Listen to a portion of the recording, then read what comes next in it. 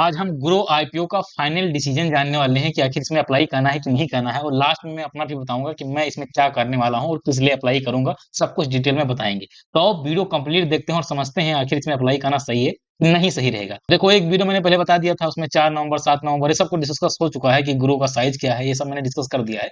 अब हमें सीधा ये जानना है कि फाइनल डिसीजन क्या होने वाला है, इसलिए हम सीधा यहाँ पे सेक्टर से शुरुआत करते हैं कि कंपनी करती क्या है। तो ग्रो के बारे में मुझे बताने की जरूरत नहीं है, क्योंकि यदि आप आईपीओ में पैसा लगा रहे हैं तो ग्रो के बारे में आपको पता होगा। ये ब्रोकरेज कंपनी है, इस पे आप फ्यूचर एंड ऑप्शन कर सकते हो, किसी स्टॉक में इन्वेस्ट कर सकते हो, म्यूचुअल फंड में इन्वेस्ट कर सकते हो, यही सब काम आप कर सकते हो। यूएस के कुछ स्टॉक प्रोवाइड करते हैं, उसमें भी आप पैसा लगा सकते हो, डिजिटल गोल्ड भी खरीद सकते हो, ये सब कर सकते हो। मेनली ये ब्रोकर सेक्टर में कंपनी वर्क करती है, ब्रोकर प्लेटफॉर्म है, ये समझ लो। और इस सेक्टर में, इस इंडस्ट्री में ये नंबर वन लीडिंग प्लेटफॉर्म है, ये आप जान लीजिए। सबसे ज्यादा कस्टमर इसी के पास है, तो इसका एक एडवांटेज है। अब इस सेक्टर की बात करें, इसमें ग्रोथ है कि नहीं? यस, इसमें ग्रोथ है। आने वाले समय में आपको ग्रोथ देखने को मिलेगा, बट एक चीज यहाँ पे आप समझ लीजिए कि इस साल में मतलब जब 2024 सितंबर से जब से गिरावट शुरू हुआ है, उसके बाद से लगातार पिछले एक साल से आप देखोगे तो नंबर कम हुआ है। 2025 में बात करें तो इस इंडस्ट्री में जितनी भी कंपनियां हैं, उन्हें रेवेन्यू में डिप आया है। रीजन सिंपल है, क्योंकि जब गिरावट करता है मार्केट, रिटेल प्लेयर का सिंपल सा माइंडसेट ये होता है कि वो लोग सीधा भागना शुरू कर देते हैं। जैसे ही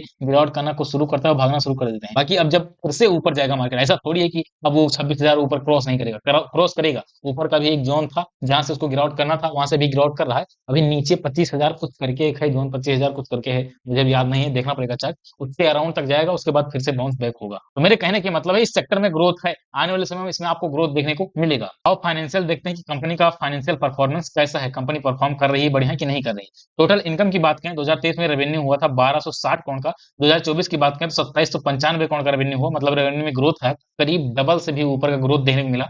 2024 की बात करें, 2025 की बात करें तो 4061 करोड़ का रेवेन्यू हुआ है। रेवेन्यू में करीब 45% से इंक्रीज देखने को मिला है, जो कि अच्छी बात है, पॉजिटिव बात है। प्रॉफिट की बात करें, प्रॉफिट की 2023 में 457 करोड़ का हुआ। 24 की बात करें, 805 करोड़ का लॉस हुआ था, मेसिव लॉस हुआ था। प्रॉफिट फिर से हो गया, 1824 करोड़ का प्रॉफिट हुआ। तो अभी लॉस से प्रॉफिट में आए हैं, अभी इनका सर्टेन प्रॉफिट नहीं हो रहा है। इसकी वजह से फंडामेंटल पे थोड़ा बहुत इफेक्ट तो जरूर जाएगा, इसकी वजह से थोड़ा बहुत इफेक्ट जरूर जाने वाला है। ऐसे रिजर्व देखोगे, रिजर्व वगैरह सब कुछ बढ़ रहा है। टोटल बोरो की बात करें तो अभी 324 करोड़ के अराउंड इनके पास बोरो है, तो ठीक ठाक बोरो है, मैनेज करने लायक बोरो है। बोरो से मुझे कोई प्रॉब्लम नहीं है, सब कुछ सही है। ओवरऑल फाइनेंशियल देखोगे तो गुड की कैटेगरी में है। बाकी और कुछ इंडिकेटर देखते हैं और समझते हैं आखिर इसका ग्रोथ है भी कि नहीं। रिटर्न ऑन नेटवर्थ की बात करें तो 37% का रिटर्न ऑन नेटवर्थ है। पेट मार्जिन देखोगे तो 45% के अराउंड है, शानदार। प्राइस टू बुक वैल्यू ठीक ठाक है। इबिडा मार्जिन की देखोगे वो भी शानदार है।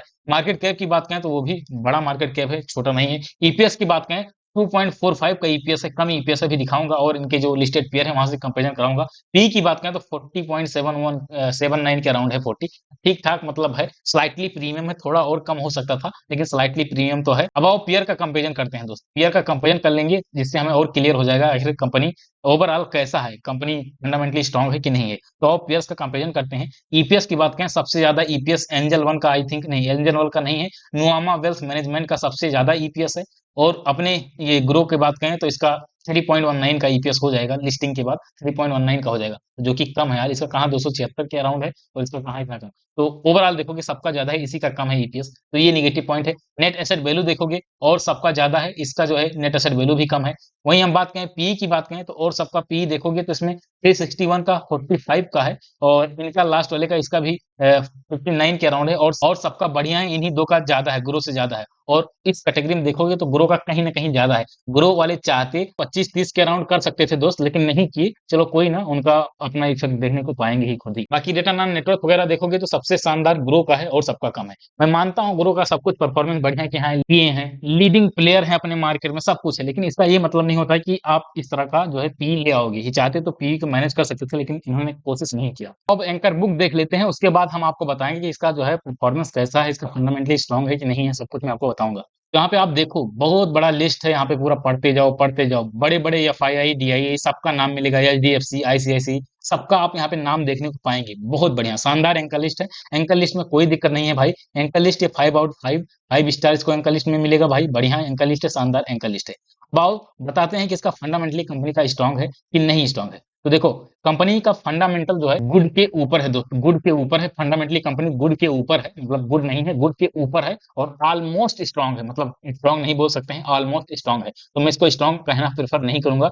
रीजन क्या है कि प्रॉफिट जो है अभी जो जस्ट प्रॉफिट में कन्वर्ट किए हैं वो एक नेगेटिव पॉइंट है, और दूसरा नेगेटिव पॉइंट है पी। ये चाहते 25-25 कर देते तो इनका और बढ़िया शानदार परफॉर्मेंस हो जाता, लेकिन चलो ठीक है। जीएमपी की बात करें तो जीएमपी इस समय करीब 14% के अराउंड का जीएमपी चल रहा है, जो कि ठीक ठाक जीएमपी है और ठीक ठाक लिस्टिंग गेन की उम्मीद भी है। तो अब बात करते हैं कि इसका फाइनल डिसीजन क्या होने वाला है। मैं अपना बताता हूँ, उसके अकॉर्डिंग आप डिसाइड कर सकते हो कि आपको क्या करना है। तो देखो, मैं पर्सनली बताऊं तो इसमें मैं अभी के हिसाब से केवल और केवल लिस्टिंग गेन के लिए यहाँ पे पैसा लगाऊंगा।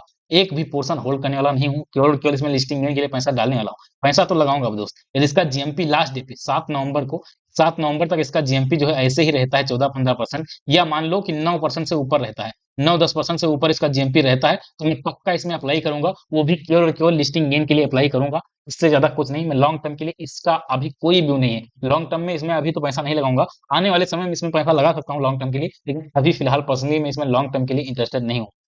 और ऐसा नहीं है कि मैं मेरा एंट्री प्राइस छूट जाएगा। अरे भाई, लिस्टिंग होने के बाद ये मार्केट करेक्शन लेगा, ये नीचे आएगा, सब कुछ होगा, एंट्री पॉइंट भी मिलेगा। तो जहां बेस्ट एंट्री पॉइंट मिलेगा दोस्त, वहां पे मैं इसमें ग्रो में एंट्री करूंगा। फिलहाल अभी के हिसाब से तो मैं अभी जो है यहाँ पे ना होल्ड करने वाला हूँ ना कुछ करने वाला हूँ, केवल केवल लिस्टिंग गेन के लिए अप्लाई करने के लिए सोच रहा हूँ।